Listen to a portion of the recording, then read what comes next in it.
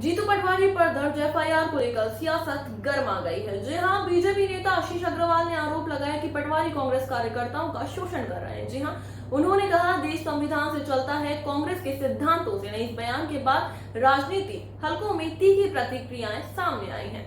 जीतू कार्यकर्ताओं का भी भावनात्मक शोषण कर रहे हैं। अगर जीतू पटवारी ऐसा मानते हैं कि उनके खिलाफ हुई एफआईआर झूठी है, तो संवैधानिक रूप से, न्यायिक रूप से जितनी भी उनको व्यवस्थाएं मिली उसका पालन करना चाहिए। अगर वो नहीं करते हैं तो स्पष्ट है कि चोर की दाढ़ी में तिनका है, उन्होंने गलती की और अब वो सिर्फ अपनी छवि चमकाने के लिए कार्यकर्ताओं को गुमराह कर रहे हैं। हेलो, आधिकारिक उस पर बाइट होगी।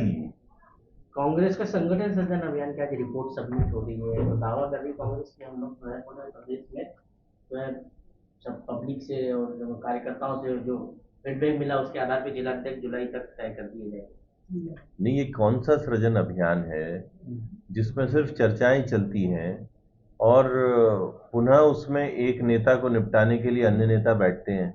बाकी जिलाध्यक्षों को लेके जितनी भी कांग्रेस की चर्चाएं हैं, ये उसी तरह से विफल होंगी जैसे कांग्रेस के पहले के अभियान। अंत में जिलाध्यक्ष बनने के यही क्राइटेरिया होंगे कि कौन किस नेता का गुट का है और कौन किस नेता के गुट के कारण नहीं बन पाया।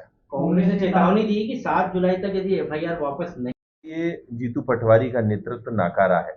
अब दिल को बहलाने के लिए वो इस तरह की बातें करते रहे, दिल्ली को संदेश देते रहे, पर मध्य प्रदेश की जनता और कार्यकर्ता दोनों में उल्टी गिनती शुरू है कि कितने दिन अब जीतू पटवारी रहेंगे। उनमें जो एफआईआर हुई उन्होंने उस पर भी कहा है कि जो अधिकारी बीजेपी के दबाव में काम कर रहे हैं उनको उनके पापों की सजा मिलेगी। सबकी लिस्ट तैयार हो रही है, वो सब लिखा जा रहा है, सब कुछ। देखिए, कांग्रेसियों का ये जो दंभ है और अधिकारियों को देखने का रवैया है, ये बहुत पुराना है और इसीलिए जब जब इनकी सरकारें होती हैं तो ये सिर्फ अधिकारियों को गरियाते हैं और जनता की मांगों को पूरा नहीं कर पाते हैं। ये भी कह रहे हैं कि जो यदि एक भी आरोप करता है वो इस्तीफा दे देगा। देखिए, देश बाबा साहब के संविधान से चलता है। आरोप क्या, उन दोनों युवकों ने शपथ पत्र प्रस्तुत किया है, उसकी वीडियो रिकॉर्डिंग हुई है और उन्होंने उसमें स्पष्ट बताया है कि मल खिलाने जैसा झूठा आरोप जीतू पटवारी के कहने पर मोटरसाइकिल के लालच में उन्होंने किया है। इससे अधिक सबूत और क्या हो सकता है? मुझे लगता है जो उन्होंने कहा है, इस सबूत के बाद तो उनको स्वयं उसका अनुसरण कर ही लेना चाहिए।